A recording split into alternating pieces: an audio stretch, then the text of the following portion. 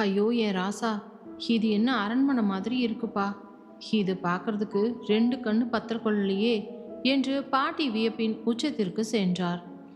ரித்துக்குட்டியும் பங்களாவின் பெரிய புல்வெளிகளையும் நீரூற்றுகளையும் பார்த்து, அப்பா, இது ரொம்ப அழகா இருக்குதுப்பா என்று மயங்கி போய் அவனது அப்பாவிடம் பேசினான்.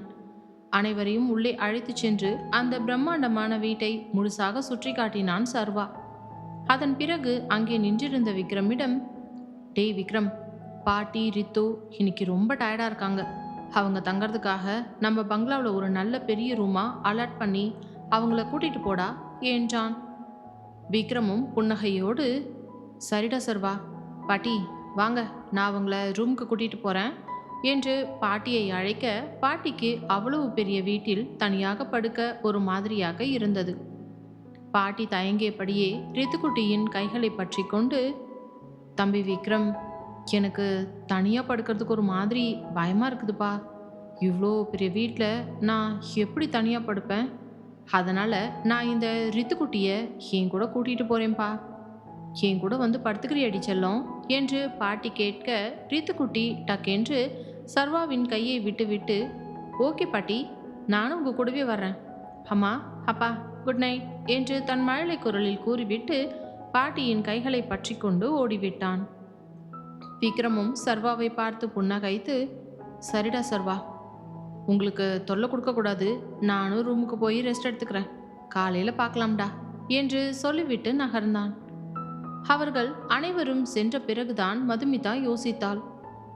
அடப்பாவீங்களா, எல்லாரும் என்னை இங்கே தனியாக கழட்டி விட்டுட்டு போயிட்டாங்களே என்று நினைத்து அவளது நெஞ்சு படபடவென்று துடித்தது. அவள் மெதுவாக தன் தலையை நிமிர்த்தி சர்வாவின் பார்வையை பார்த்தாள். சர்வாவின் பார்வை இப்பொழுது வேறு விதமாக அப்பட்டமான காதலோடும் ஒரு புதிய நெருக்கத்தோடும் இருந்தது. அவனது அந்த பார்வையின் அர்த்தம் என்ன என்பது மதுமிதாவிற்கு தெளிவாக புரிந்தது. ஆனாலும் என்னவென்று தெரியவில்லை. அவனுடன் சேர்ந்து வாழ்க்கையை தொடங்க அவளுக்கு தோன்றவில்லை. அவளது மனதுக்குள் இன்னும் ஏதோ ஒன்று உறுத்தி கொண்டே இருக்க, அது என்ன என்று அவளுக்கு சரியாக சொல்ல தெரியலை. என்னதான் ரிஜிஸ்டர் ஆஃபீஸில் கையெழுத்து போட்டு அவளுக்கு பொண்டாட்டின்னு அந்தஸ்து கிடைச்சிருந்தாலும், அவளை பொறுத்த வரைக்கும் கழுத்தில் தாலி இல்லாமல் இருக்கிறது ஏனோ ஒரு மாதிரி தயக்கமாகவே இருந்தது. அதை அவனிடம் எப்படி சொல்வது என்று தெரியாமல் அவள் மனதுக்குள் பெரிய குழப்பத்துடனேயே நின்றிருந்தாள்.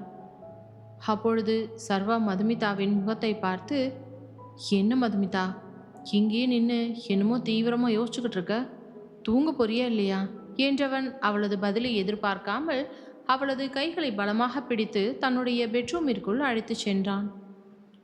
அறையின் கதவை திறந்து உள்ளே நுழைந்த மதுமிதாவிற்கு ஆச்சரியம் தாங்க முடியவில்லை.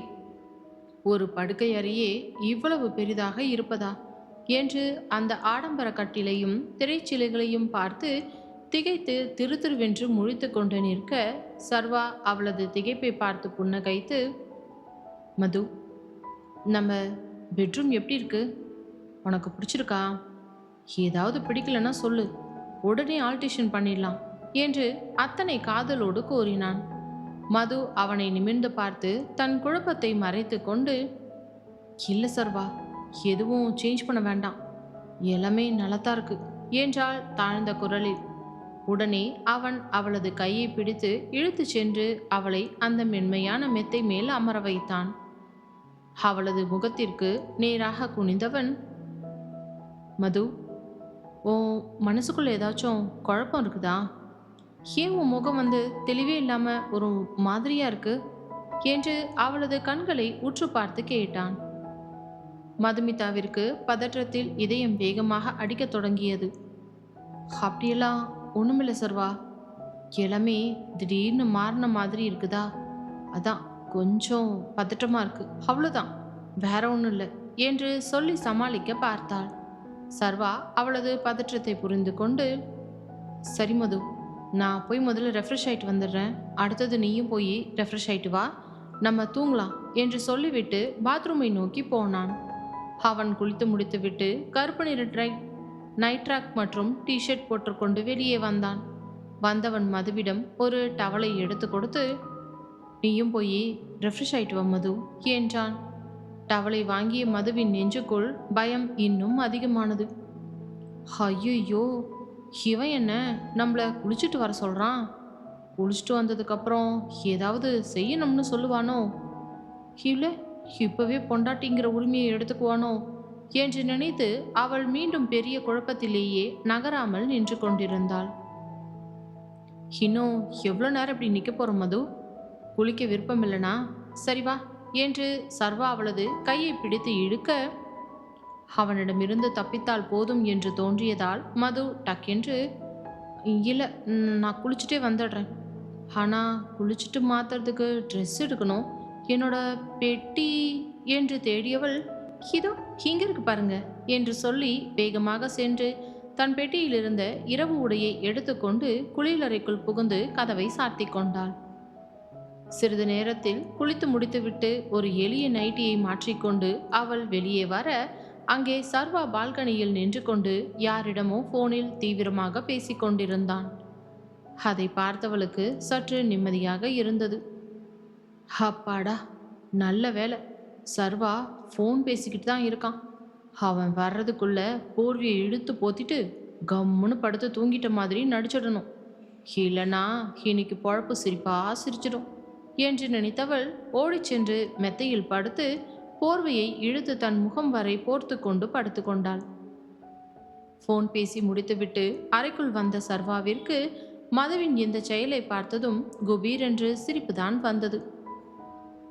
அதுக்குள்ள தூங்கிட்டாளா? ஒருவேளை செம்ம டயர்டா இருக்குமோ என்று அவன் தனக்குள்ளேயே கூறிக்கொண்டு மெத்தையின் அருகில் வந்தான். அவனது காலடி சத்தம் கேட்டு போர்வைக்குள் இருந்த மதுவுக்கு தூக்கமே வரவில்லை. கடவுளே, இவனுக்கு சீக்கிரமா தூக்கத்தை கொடுங்கப்பா, என்னை ஏதும் பண்ணாம இருக்கணுமே என்று போர்வையின் உள்ளே இருந்து அந்த கடவுளிடம் வேண்டிக் கொண்டிருந்தாள். சர்வா அறையின் விளக்குகளை எல்லாம் அணைத்துவிட்டு மெல்லிய இரவு விளக்கை மட்டும் ஒளிர விட்டான்.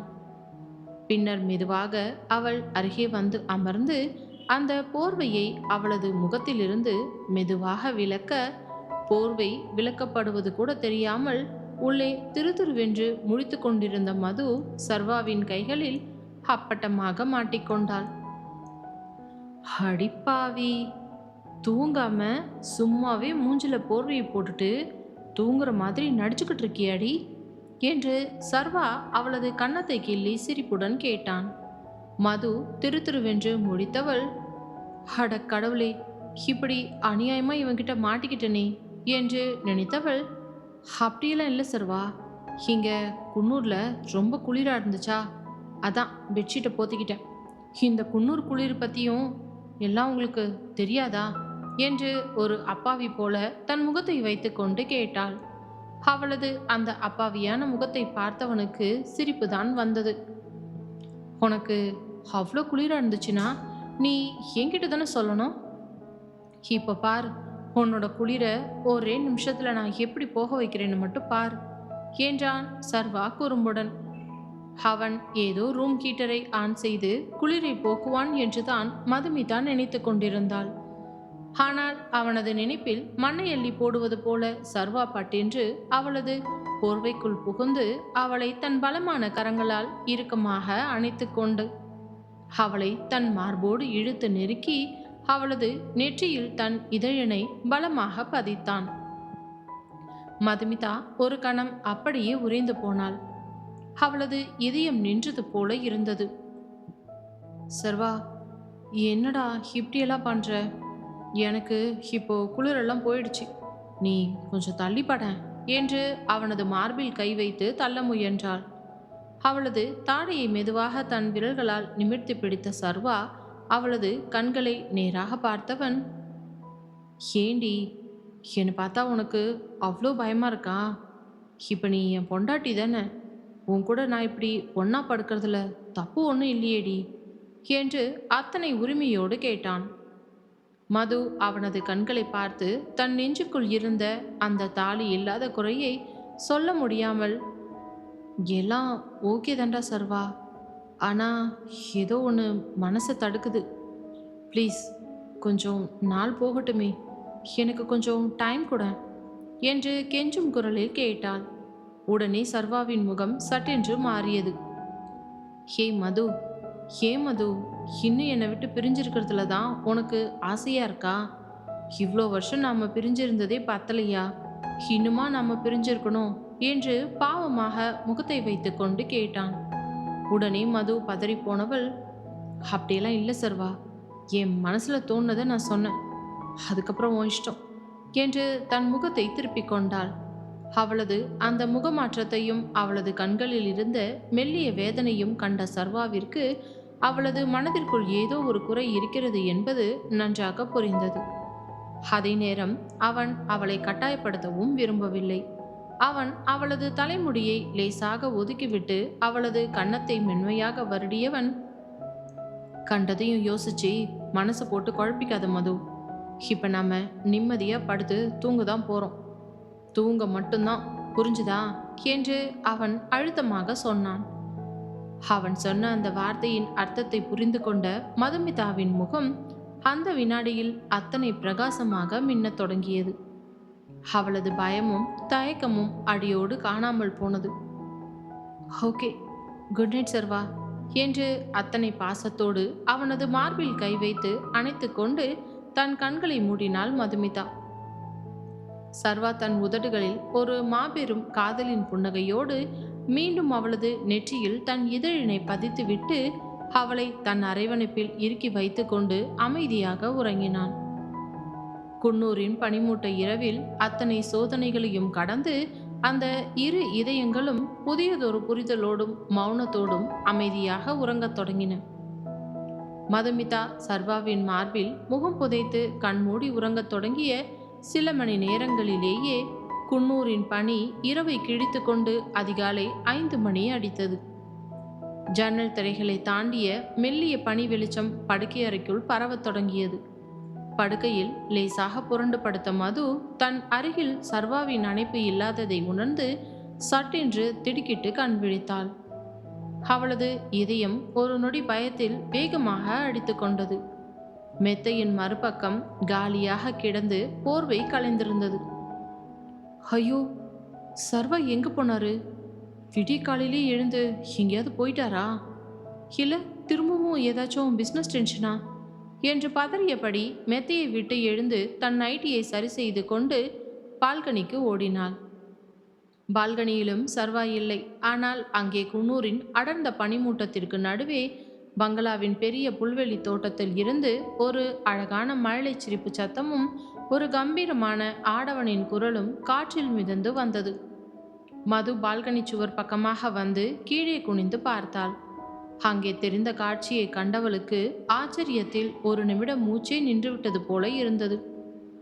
அங்கே பனிப்புகைக்கு நடுவே வெறும் ட்ராக் பேண்ட் மற்றும் டிஷர்ட் அணிந்திருந்த சர்வேஷ் தன் 3 வயது குட்டி பையன் ரித்துவை தன் 2 கைகளாலும் தூக்கி தன் அகன்ற தோள்களின் மேல் அமர வைத்திருந்தான்.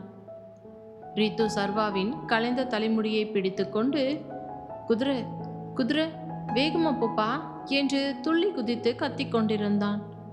சர்வா தன் முதலாளி திமிரையெல்லாம் அடியோடு கழற்றி எறிந்துவிட்டு ஒரு எளிய தந்தையாக புல்வெளியில் ஓடி அவனுக்கு குதிரை சவாரியை காட்டிக் கொண்டிருந்தான்.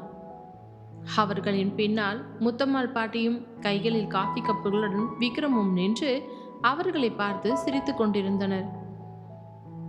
சர்வா தம்பி, பனி ரொம்ப அதிகமா இருக்குதுப்பா, குழந்தைக்கு குளிர்ந்துட்டு போகுது, உள்ள கூட்டிட்டு வாங்க என்று பாட்டி பாசத்தோடு அதட்டினார். இல்லை பாட்டி, என் ரித்துக்குட்டிக்கு குன்னூர் பனி ரொம்ப பிடிச்சிருக்கான், அவனுக்கு குளிரவே இல்லை, அப்படிதானடா செல்லம் என்று சர்வா தன் மகனை தோளிலிருந்து இறக்கி தன் மார்போடு இறுக்கமாக கட்டியணைத்து அவனது பஞ்சு போன்ற கன்னங்களில் முத்தமிட்டான். ஆமா பாட்டி, நான் என் அப்பா போலவே ரொம்ப ஸ்ட்ராங், எனக்கு குளிரவே இல்லை என்று ரித்து தன் குட்டி விரல்களால் சர்வாவின் மீசையை தடவிக்கொண்டே சொன்னான். மேலே பால்கனியில் நின்று இதையெல்லாம் பார்த்து கொண்டிருந்த மதுமிதாவின் கண்களிலிருந்து ஆனந்த கண்ணீர் தாரை தாரையாக வழிந்தது.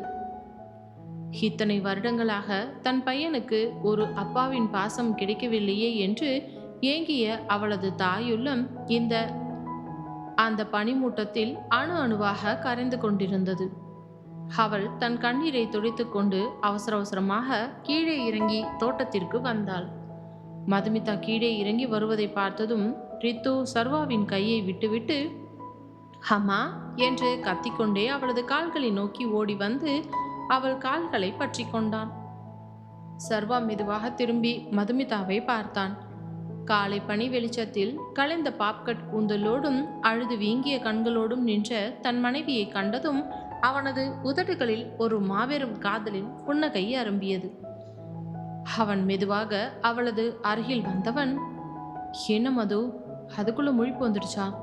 நேற்று நைட்டு செம்ம டயர்டாக இருந்த போல, அதான் நான் உன்னை எழுப்பாம ரித்துவை மட்டும் கூட்டிட்டு பாட்டி கூட வெளியில வந்தேன் என்றான் சர்வா அத்தனை மென்மையான குரலில். இல்லை சர்வா, கண்ணை விழிச்சு பார்த்தப்போ உங்களை காணோமேன்னு எனக்கு ஒரு நிமிஷம் பயமாகிடுச்சு என்று மதுமிதா தன் நடுக்கத்தை வெளிப்படுத்தினாள். அப்பொழுது விக்ரம் குறுக்கிட்டு, டேய் சர்வா, நீங்கள் 2 பேரும் ரொமான்ஸ் பண்ணது போதுண்டா. இன்னைக்கு குன்னூர் மெயின் ஆஃபீஸில் ஒரு பெரிய மீட்டிங் இருக்குது. லண்டன்லேருந்து வர்ற இன்வெஸ்டர்ஸ் எல்லாரும் 10 மணிக்கு ஆஃபீஸ்க்கு வந்துடுவாங்க. நீயும் மதுமிதாவும் சீக்கிரம் கிளம்பணும் என்றான் விக்ரம் ஃபைல்களை காட்டி. ஆஃபீஸ் மீட்டிங் என்ற வார்த்தையை கேட்டதும் மதுமிதாவின் முகம் மீண்டும் லேசாக சுருங்கியது. அவளுக்கு இன்னும் அந்த ஆஃபீஸிற்குள் நுழைய ஏனோ ஒரு தயக்கம் இருந்தது.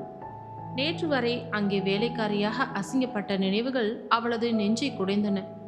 அவளது முகமாற்றத்தை சரியாக கணித்த சர்வா விக்ரமை பார்த்து, டேய் விக்ரம், இன்னைக்கு ஆஃபீஸில் நடக்கிறது சாதாரண மீட்டிங் இல்லடா.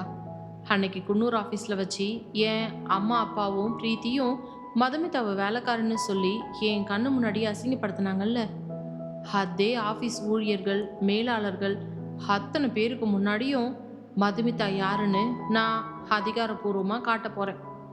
அவ இன்னைக்கே அந்த ஆஃபீஸோட மாபெரும் மகாராணியா உள்ள நுழைய போறா என்று சர்வா தன் மாபெரும் பிஸ்னஸ் முடிவை அறிவித்தான். சரிடா சர்வா, அப்போ நீ கிளம்பு.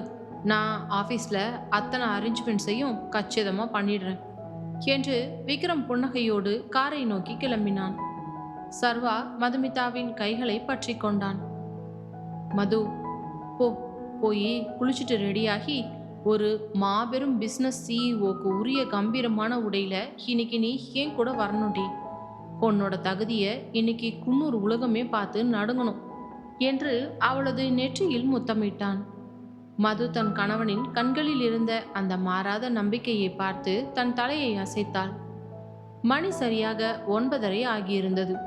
குன்னூர் ஹைலாண்ட் எஸ்டேட் ஆஃபீஸ் வளாகம் எப்பொழுதும் போல ஊழியர்களின் நடமாட்டத்தால் பரபரப்பாக இருந்தது. ரமேஷும் மற்ற அதிகாரிகளும் ஃபைல்களை ஏந்தியபடி வாசலில் நின்று கொண்டிருந்தனர். அப்பொழுது வாசலில் சர்வாவின் அந்த பிரம்மாண்டமான கருப்பு நிற கார் வந்து கீச் என்ற மாபெரும் சத்தத்துடன் நின்றது. காரின் கதவை செக்யூரிட்டிகள் ஓடி வந்து மரியாதையோடு திறந்தனர். காரில் இருந்து முதலில் இறங்கினான் சர்வேஷ். அவனது கரும் ஆடம்பர கோட் ஷூட் அவனது 6 அடி உடம்பிற்கு அத்தனை கம்பீரத்தை கொடுத்திருந்தது. அவன் இறங்கியதும் காரின் மறுபக்கம் சென்று கதவை திறந்து தன் கையை நீட்டினான். காரில் இருந்து வெளியே கால் வைத்து இறங்கிய அந்த பெண்ணை பார்த்த அங்கிருந்த ரமேஷ் மற்றும் அத்தனை குன்னூர் ஊழியர்களும் ஒரு நிமிடம் அப்படியே அதிர்ச்சியில் வாயடித்து போய் நின்றனர்.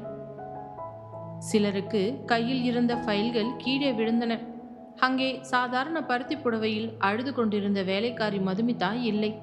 தோல் வரை வெட்டப்பட்ட நவீன பாப்கட் கூந்தலோடும் ஒரு மாபெரும் கார்ப்பரேட் சிஇஓக்கு உரிய நேர்த்தியான கரும் நீல நிற பிஸ்னஸ் சூட் அணிந்து கண்களில் அனல் பறக்கும் துணிச்சலோடு கைகளில் ஐபேடுடன் கம்பீரமாக இறங்கினாள் மதுமிதா. அவளது ஹைஹீல் சத்தம் டக் டக் என்ற அந்த ஆபீஸ் வளாக எங்கும் எதிரொலித்தது. சர்வா அவளது கைகளை எல்லார் முன்னாடியும் ஆசையாக இறுக்கமாக பற்றி கொண்டு மேனேஜர் ரமேஷின் முன்னால் வந்து நின்றான். மிஸ்டர் ரமேஷ், அன்னைக்கு என் அம்மா அப்பா முன்னாடி இவளை கேவலமான வேலைக்காரின்னு சொல்லி எனக்கு காஃபி எடுத்துகிட்டு வர சொன்னீங்களே, இதோ இன்னையிலிருந்து இவ இந்த குன்னூர் எஸ்டேட்டோட மட்டுமில்லை, நம்ம ஒட்டுமொத்த சாம்ராஜ்யத்தோட புதிய chief executive officer Mrs Madhumitha Sarvesh. இனிமே இவளோட உத்தரவு இல்லாமல் இந்த ஆஃபீஸில் ஒரு புல் கூட அசையக்கூடாது, புரிஞ்சுதா என்று சர்வா தன் அதிகார குரலில் காடை அதிரும்படி பிரகடனப்படுத்தினான். மேனேஜர் ரமேஷின் ஒட்டுமொத்த உடம்பும் பயத்தில் நடுங்கியது. சாரி மேடம், அன்னைக்கு தெரியாம என்று அவர் கைகளை கூப்பி நடுங்கினார். மதுமிதா தன் ஐபேடை அணைத்துவிட்டு ரமேஷின் கண்களை நேராக பார்த்து ஏளனமாக புன்னகைத்தார். It's okay mister Ramesh, business உலகத்தில் தகுதி தான் பேசும். இன்னைக்கு மதியம் வரப்போகிற அந்த லண்டன் இன்வெஸ்டர்ஸ் மீட்டிங் ஃபைல்களை இப்போவே என் டேபிளுக்கு கொண்டு வாங்க. லெட்ஸ் கெட் டு ஒர்க் என்று அத்தனை கராரான ஆங்கிலத்தில் உத்தரவிட்டு தன் கேபின் அறையை நோக்கி புயலென நடந்தாள்.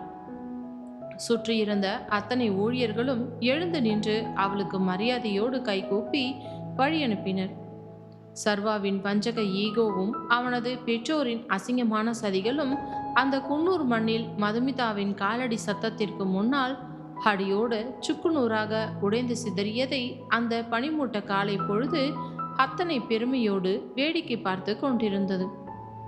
குன்னூர் ஹைலாண்ட் எஸ்டேட்ஸ் கம்பெனியின் பிரம்மாண்டமான விஐபி கேபினுக்குள் ஏசி குளிர்ச்சி ஒரு புறம் வீசினாலும் அங்கே நிலவிய பிசினஸ் பரபரப்பு அனலாக தெரித்து கொண்டிருந்தது.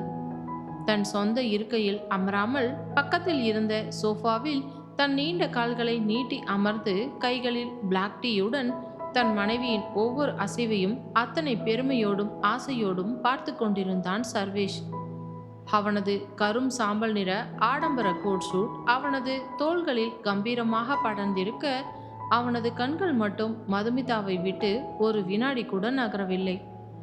அங்கே முதலாளி கூறிய அந்த பெரிய சுழல் நாற்காலியில் தன் கரும் நீல நிற பிசினஸ் சூட்டோடு தோல் வரை வெட்டப்பட்ட அந்த நேர்த்தியான பாப்கட் கூந்தலை லேசாக ஒதுக்கிவிட்டு லண்டன் இன்வெஸ்டர் கொடுத்த அத்தனை கோப்புகளையும் மிக துல்லியமாக தன் ஐபேடில் சரிபார்த்து கொண்டிருந்தாள் சிஇஓ மதுமிதா சர்வேஷ். அவளது விரல்கள் அந்த திரையில் அசுர வேகத்தில் ஓடின. அவளது அந்த தீர்க்கமான புதியதொரு அதிகார முகத்தை பார்க்க பார்க்க சர்வாவிற்குள் அத்தனை தவிப்பும் காதலும் ஊற்றெடுத்தது. Excuse me madam, London investors எல்லாரும் கான்ஃபரன்ஸ் ஹாலுக்கு வந்துட்டாங்க. விக்ரம் சார் உங்களை கூப்பிட சொன்னார் என்று அசிஸ்டன்ட் பெண்மணி உள்ளே வந்து அவளிடம் மரியாதையோடு ஃபைல்களை நீட்டினாள். ஓகே, நான் 2 மினிட்ஸில் வரேன் என்று மதுமிதா அத்தனை கராரான ஆங்கிலத்தில் கூறிவிட்டு ஐபேடை மூடினாள். அவள் நாற்காலியிலிருந்து கம்பீரமாக எழுந்தபோது சர்வா தன் தேநீர் கப்பை மேஜை மேல் வைத்துவிட்டு சிறுத்தை போல பாய்ந்து வந்து அவளது பாதையை மறித்து நின்றான். அவனது இரு கைகளும் அவளது இடுப்பை தன் பலமான கரங்களால் வளைத்து அவளை தன் மார்போடு இறுக்கமாக அணைத்து கொண்டன. சர்வா, என்னடா இது, ஆஃபீஸ் கேபின்ல வச்சுக்கிட்டு வெளியில அத்தனை இன்வெஸ்டர்ஸ் காத்துக்கிட்டு இருக்காங்க, கையை விடுடா என்று மதுமிதா அவனது மார்பில் கையை வைத்து தன் மென்மையான கைகளால் தள்ள முயன்றாள். அவளது முகம் அந்நேரம் வெட்கத்தில் லேசாக சிவந்தது. விடமாட்டிட்டி மது, அன்னைக்கு இதே ஆஃபீஸில் வச்சு உன்னை எல்லாரும் முன்னாடியும் வேலைக்காரன்னு சொல்லி மிரட்டின இதே சர்வேஷ் கண் முன்னாடி இன்னைக்கு நீ ஒரு மாபெரும் சிஇஓவா கம்பீரமாக நிற்கிறத பார்க்கும்போது எனக்கு இந்த இன்வெஸ்டர்ஸும் வேண்டாம், ஒரு பிஸ்னஸும் வேண்டாண்டி. உன்னை அப்படியே அள்ளிக்கிட்டு போய் நம்ம பங்களாவில் வச்சு ஆசை தீர காதலிக்கணும் போல இருக்குதுடி என் செல்லமே என்று சர்வா அவளது காதோறும் குனிந்து அத்தனை ஆசையோடு ரகசியமாக கூறினான். மது அவனது நெஞ்சில் முகம் புதைத்து மென்மையாக சிரித்தவள், சர்வா, ரொமான்ஸ் பண்ணினது போதும், இப்போ பிஸ்னஸ் டைம், விக்ரம் வெளியில காத்துக்கிட்டு இருக்கான், வாங்க போகலாம் என்று அவனது கைகளை பற்றி கொண்டு கான்ஃபரன்ஸ் ஹாலை நோக்கி கம்பீரமாக நடந்தாள். மதியம் 3 மணி. மாபெரும் லண்டன் பிசினஸ் மீட்டிங் மதுமிதாவின் அசாத்தியமான திறமையால் 100க்கு 100 மாபெரும் வெற்றியில் முடிவடைந்திருந்தது. வந்திருந்த முதலீட்டாளர்கள் அனைவரும், மிஸ்ஸஸ் மதுமிதா, உங்களோட பிஸ்னஸ் மூளை அசாத்தியமானது என்று வியந்து பாராட்டிவிட்டு சென்றனர். மீட்டிங் முடித்து அனைவரும் கிளம்பிய பிறகு விக்ரம் கைகளில் சில லீகல் டாக்குமெண்ட்ஸோடு சர்வாவின் அருகில் வந்தவன், டேய் சர்வா, நீ சொன்னபடியே நம்ம சென்னை, லண்டன், அப்புறம் இந்த குன்னூர் எஸ்டேட்டோட ஒட்டுமொத்த பவர் ஆஃப் அட்டானி ஆவணங்களும் இப்போ லீகலாக உங்கள் 2 பேரோட பெயருக்கும் மாறிடுச்சுடா. இதுல நெய்யும் மதுவும் கையெழுத்து மட்டும் போட்டா போதும் என்றான் விக்ரம் நிம்மதியோடு. ரொம்ப நன்றிடா விக்ரம் என்று சர்வா பேனாவை எடுத்து அசுர வேகத்தில் தன் கையெழுத்தை போட்டான். மதுமிதாவும் தன் கம்பீரமான கையெழுத்தை அதில் பதித்தாள். அனைத்து வேலைகளும் முடிந்து மாலை 5 மணி ஆகியிருந்தது. குன்னூரின் அந்த அடர்ந்த பனிமூட்டம் மீண்டும் ஆபீஸ் ஜன்னல்களை நனைக்கத் தொடங்கியிருந்தது. மதுமிதாவும் சர்வாவும் தங்களின் பைகளை எடுத்துக்கொண்டு பங்களாவிற்கு புறப்பட்டனர். மாலை 6 மணி. சர்வாவின் பிரம்மாண்டமான குன்னூர் பங்களாவின் பெரிய வரவேற்பறையில் ஒரு பெரிய வெல்வெட் சோபாவில் அமர்ந்து கொண்டு தன் செல்ல மகன் ரித்துக்குட்டிக்கு தன் கையாலேயே ஆசையாக பால் சாதத்தை ஊட்டிவிட்டு கொண்டிருந்தாள் முத்தம்மாள் பாட்டி. ரித்து தன் குட்டி பொம்மையை வைத்து விளையாடி கொண்டே, பாட்டி, அம்மா அப்பா எப்பப்பா வருவாங்க? எனக்கு அப்பா கூட விளையாடணும் என்று சினுங்கி கொண்டிருந்தான். சரியாக அந்த நேரத்தில் பங்களா வாசலில் சர்வாவின் கார் வந்து நின்ற சத்தம் கேட்டது. கதவை திறந்து கொண்டு உள்ளே நுழைந்த சர்வாவை பார்த்ததும் ரித்துக்குட்டி பாட்டியின் மடியிலிருந்து டக் என்று குதித்து அப்பா என்று கத்திக்கொண்டே அவனது கால்களை நோக்கி ஓடி வந்தான். சர்வா தன் கோட்டை கழற்றி விக்ரமிடம் கொடுத்துவிட்டு குனிந்து தன் மகனை தன் இரு பலமான கரங்களாலும் வாரி அணைத்து தன் அகன்ற மார்போடு இறுக்கமாக கட்டிக்கொண்டு அவனது பஞ்சு போன்ற கன்னங்களில் முத்தங்களை வாரி இறைத்தான். ஏன் தாங்கொண்டா நீ, அப்பாவுக்காக காத்துக்கிட்டு இருந்தியா செல்லக்குட்டி என்று சர்வா அவனை காற்றில் தூக்கி அசைத்தான். ஆமாம்பா, நீங்க இன்னைக்கு எனக்கு குதிரை சவாரி காட்டணும்பா என்று ரித்து அவனது கழுத்தை கட்டி கொண்டான். மதுமிதா உள்ளே வந்து பாட்டியின் அருகில் அமர்ந்தாள். பாட்டி, இன்னைக்கு ரித்து உங்களை ரொம்ப தொல்லை பண்ணுனானா என்று கேட்டாள் பாசத்தோடு. ஐயோ, அவனுக்கு என்னம்மா, என் கூட சமத்தா விளையாடிக்கிட்டு இருந்தான். ஆனா இந்த சர்வா தம்பி தான் ஆபீஸ்ல இருந்து வந்த உடனே பையனை தூக்கிட்டு ஓடுறாப்ல என்று பாட்டி சொல்லி சிரித்தார். பின்பு இரவு உணவு முடிந்து மணி 9:30 ஆகியிருந்தது. குன்னூரின் குளிர் பங்களாவின் சுவர்களை நடுங்க வைக்கும் அளவுக்கு கொடூரமாக இறங்கி இருக்க விக்ரம் தன் ரூமுக்கு சென்றுவிட முத்தம்மாள் பாட்டி ரித்துக்குட்டியின் கைகளை பற்றி கொண்டு, தம்பி மதுமிதா, இன்னைக்கு எனக்கு இந்த பெரிய வீட்டில் தனியாக படுக்க ஒரு மாதிரி பயமாக தான்ப்பா இருக்கு. அதனால நான் இந்த ரித்துக்குட்டியை என் கூடவே கூட்டிட்டு போறேன் என்று பாட்டி ரித்துவை அழைக்க ரித்துக்குட்டி சர்வாவின் கன்னத்தில் ஒரு முத்தம் கொடுத்துவிட்டு, அப்பா அம்மா குட் நைட், நான் பாட்டி கூட போறேன் என்று தன் மழலை குரலில் கூறிவிட்டு பாட்டியின் பின்னாலேயே ஓடிவிட்டான். வரவேற்பறையில் சர்வாவும் மதுமிதாவும் மட்டுமே தனியாக நின்றிருந்தனர். சர்வா மெதுவாக மதுமிதாவின் கைகளை பற்றி கொண்டான். அவனது பார்வை மீண்டும் அந்த பழைய காதலோடும் ஒரு புதிய நெருக்கத்தோடும் அவளது முகத்தை உற்று பார்த்தது. அவனது அந்த பார்வையின் அர்த்தம் என்ன என்பது மதுமிதாவிற்கு அப்பொழுது தெளிவாக புரிந்தது. ஆனால் என்னவென்று தெரியவில்லை. அவளது மனதிற்குள் இன்னும் ஏதோ ஒரு மெல்லிய தயக்கம் உருண்டு கொண்டே இருந்தது. நேற்று இரவு சர்வா அவளை கட்டாயப்படுத்தாமல் தூங்க வைத்தாலும் அவளை பொறுத்த வரைக்கும் கழுத்தில் தாலி இல்லாமல் அவனுடன் பொண்டாட்டிங்கிற முழு உரிமையோடு ஒன்றாக படுத்து உறங்குவது ஏனோ ஒரு பெண்ணுக்கே உரிய மெல்லிய தயக்கமாக இருந்தது. அதை சர்வா கிட்ட எப்படி சொல்றதுன்னு தெரியாம அவ எதையும் சொல்லாமல் மறைத்து கொண்டு மனதுக்குள்ளே ஒரு பெரிய குழப்பத்தில் நின்றிருந்தாள். என்ன மதுமிதா, இங்கே நின்னுவோ தீவிரமா யோசிச்சுட்டு இருக்க, தூங்க போலாம் வா என்றவன் அவளது பதிலை எதிர்பார்க்காமல் அவளது கைகளை பலமாக பிடித்து தன்னுடைய ஆடம்பர பெட்ரூமிற்குள் அழைத்து சென்றான். அறையின் கதவை திறந்து உள்ளே நுழைந்த மதுமிதாவிற்கு இன்றும் அந்த அறையின் பிரம்மாண்டம் ஒரு புதிய திகைப்பை கொடுத்தது. சர்வா அவளை மெதுவாக அந்த மென்மையான மெத்தை மேல் அமர வைத்தான். அவளது முகத்திற்கு நேராக குனிந்தவன், மது, உன் மனசுக்குள்ள ஏதாவது குழப்பம் இருக்கா? ஏன் நேத்திலிருந்தே உன் முகம் இன்னும் தெளிவே இல்லாம ஒரு மாதிரியா இருக்கு என்று அவளது கண்களை உற்று பார்த்து கேட்டான். மதுமிதா பதற்றத்தில், அப்படியெல்லாம் ஒன்றும் இல்லை சர்வா, நேத்து சொன்ன மாதிரி தான், எல்லாமே திடீர்னு மாறின மாதிரி இருக்குதா, அது கொஞ்சம் பதட்டமா இருக்கு, அவ்வளோதான், வேற ஒன்றும் இல்லை என்று சொல்லி சமாளிக்க பார்த்தாள். அடுத்த நாள் குன்னூரின் காலை பொழுது எப்பொழுதும் போல பனி படர்ந்துதான் விடியும். ஆனால் அன்று காலை அந்த பனிப்பொழிவையும் மீறி பங்களாவின் பெரிய படுக்கை அறைக்குள் ஒரு மாபெரும் காதலின் அரவணைப்பு அனலாக தகித்துக் கொண்டிருந்தது.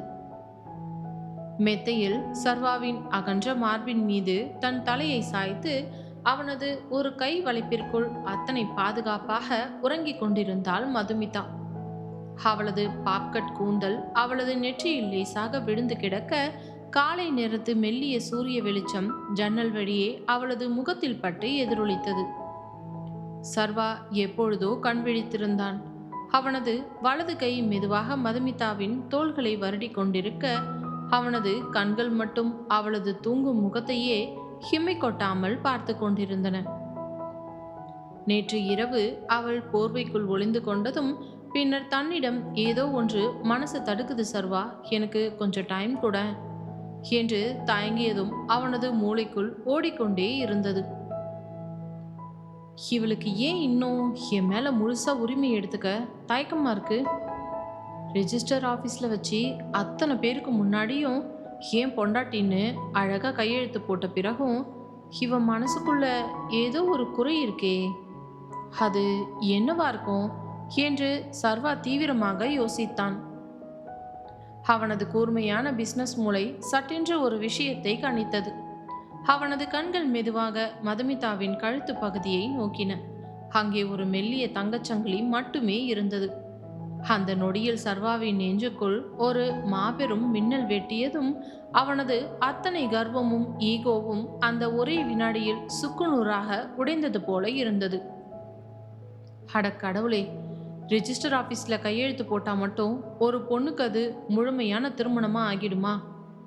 இந்த சமுதாயத்தோட பார்வைக்கும் அந்த புனிதமான தாலி உன் கழுத்தில் இல்லாது தானடி இவ்வளோ பெரிய குறையா இருக்கா? அதை என்கிட்ட சொல்ல முடியாம தானே நேற்று நைட்டு முழுக்க இப்படி தவிச்சு நின்ன என்று தன் மனைவியின் அந்த மென்மையான தயக்கத்தின் பின்னணியை புரிந்த அடுத்த வினாடி சர்வாவின் கண்களிலிருந்து ஒரு சொட்டு கண்ணீர் மெதுவாக வழிந்தது. அவளது நெற்றியில் தன் இதழ்களை ஆழமாக பதித்தவன் அவளை எழுப்பாமல் மெதுவாக மெத்தையில் விட்டு எழுந்தான். அவன் தன் நைட்ராக்கை மாற்றிவிட்டு குளித்து தயாராகி அவசர அவசரமாக கீழே வந்தவன் வரவேற்பறையில் விக்ரமும் முத்தம்மாள் பாட்டியும் காஃபி குடித்து கொண்டிருந்தனர். ரித்துக்குட்டி தன் பொம்மைகளோடு விளையாடி கொண்டிருந்தான். டேய் விக்ரம், இப்பவே காரை எடுடா, நாம உடனே டவுட்டுக்கு போகணும் என்று சர்வா பதற்றத்துடன் கூறினான்.